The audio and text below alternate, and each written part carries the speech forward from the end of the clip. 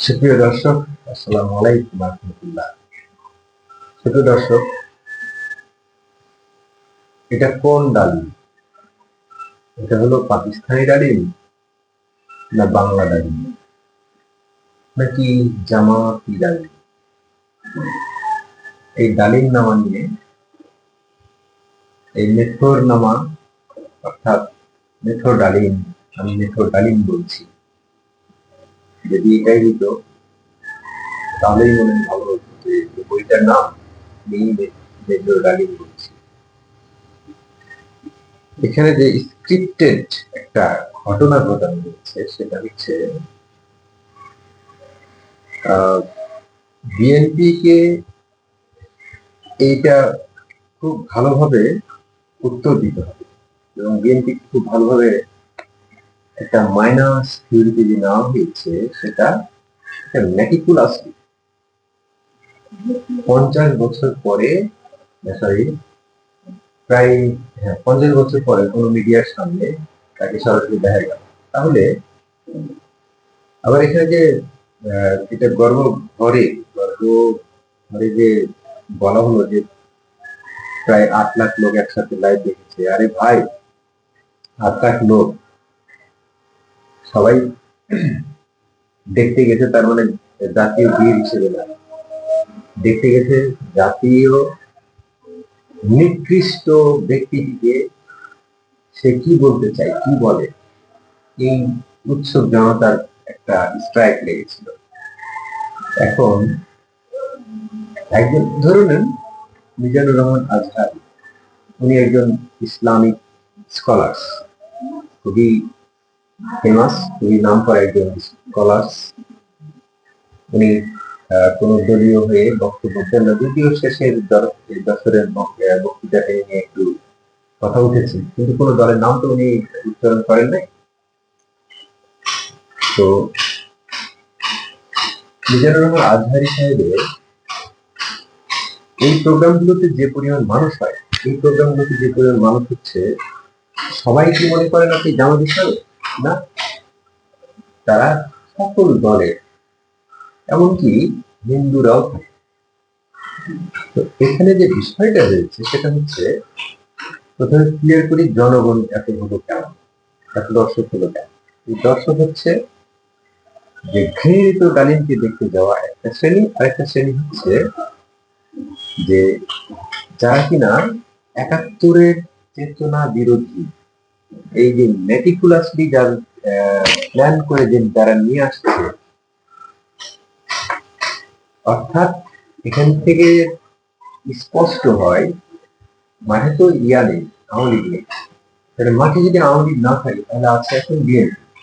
বিএনপিকে টার্গেট করা হয়েছে, এটাতে বিএনপিকে টার্গেট করা হয়েছে। মেজর শহীদ প্রেসিডেন্ট জিয়াউর রহমান যে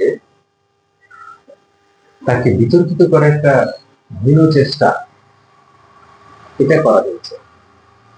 এখানে শেখ মুজিবুর রহমানের পরিবারের পক্ষ থেকে শেখ কামালকে যে বলা হতো যে শেখ ডালিমের স্ত্রীকে সে উঠিয়ে নিয়েছে, এই করছে সেই করছে, একটা প্রোপাগান্ডা চালু ছিল বাজারে, সেটা মেজর ডালিম থাকলো যে বললো যে এটা আসলে এই কাহিনী না, কাহিনীটা ক্লিয়ার করলো।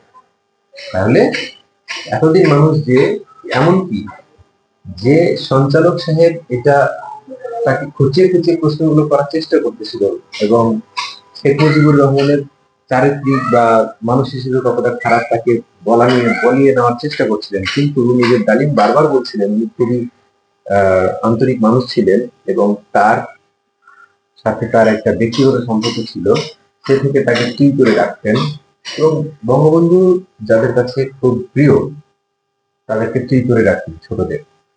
সুতরাং এখানে যিনি সঞ্চালক সাহেব ছিলেন তিনি একদিন এই বয়ানটা দিয়েছেন যে শেখ কামাল শেখ ডালিমের বউকে উঠিয়ে নিয়ে আসছিল একটা বিয়ের অনুষ্ঠান থেকে, নিয়ে এসে ধর্ষণ করেছে, এই করেছে সেই করেছে, কত রকমের কিচ্ছা কাহিনী বানিয়েছেন, কিন্তু আসলে ঘটনাটা কি ঘটলো, বরং এটা আওয়ামী লীগের বা এটা গেল হচ্ছে শেখ মুজিবের পক্ষে, এবং শেখ মুজিবকে খুন করার বা হত্যা করার যে নীল নকশা যুদ্ধকালীন সময়ে মানে 25 বছরের একটা প্রকল্প হাতে নিয়েছে। এটা যখন প্রকল্প হাতে নিয়েছে, আচ্ছা মেজর ডালিমকে যখন টার্মিনেট করা হয় কোনো একটা অ্যাপে থেকে, মিলিটারি বাহিনী থেকে কোনো একটা আপনি সংগঠন করবেন, সেখান থেকে কেউ জানতে পারলে তাকে টার্মিনেট করা হবে, এটাই বাস্তবতা। তাহলে যুদ্ধে 3 মাস পরেই যখন যুদ্ধটা চলে গেল, উনি বুঝতে পারলেন যে এটা ভারতের যুদ্ধ, বাংলাদেশের স্বার্থের কোনো যেটা এখানে নেই। তাহলে উনি কেন যুদ্ধ করলেন পরের সময়? উনি পরে কেন খেতাব নিলেন বীর বিক্রম না বীর উত্তম, বীর নিকৃষ্ট, কেন এই ইয়াটা নিলেন, যুদ্ধের তকমাটা নিলেন এবং তার ভাই সহ গর্বিত হলেন কেন?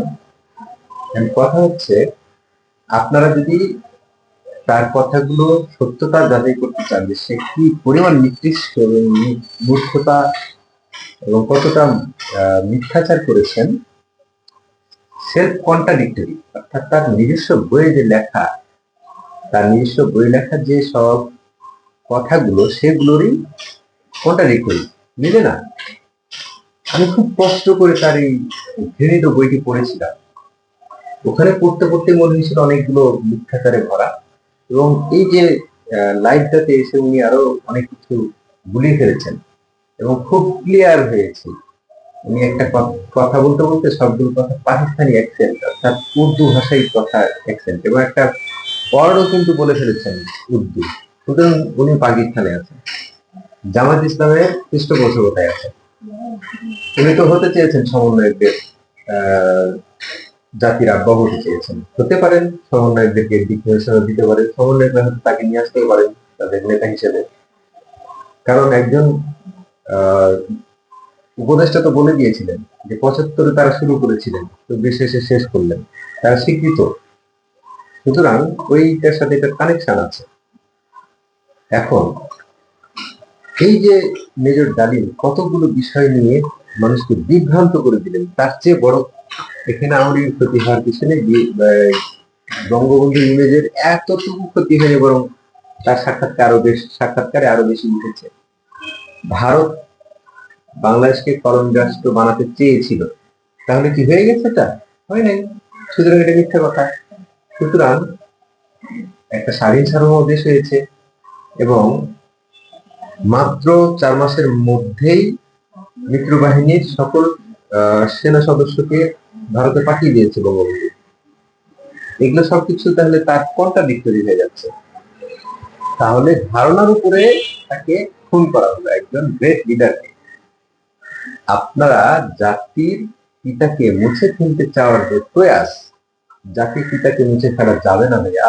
জাতির পিতায় আপনারা যতই চেষ্টা করেন, হ্যাঁ অবশ্যই শেখ মুজিবুর রহমানের একজন মানুষ উনি, তার সমালোচনা থাকতে পারে, কিন্তু জাতির পিতা, আপনি মহাত্মা গান্ধীর জীবনী পড়ে দেখেন। মহাত্মা গান্ধী উনি এই পাশে একজন নাকি নারী নিয়ে ঘুমাইতেন, কিন্তু মহাত্মা গান্ধী জাতির পিতা। এখন কথা হচ্ছে যে আপনারা যে জাতির পিতাকে এইভাবে ধূলিসাৎ করতে চান, মুছে দিতে চান, আপনাদের কি নীল নকশা?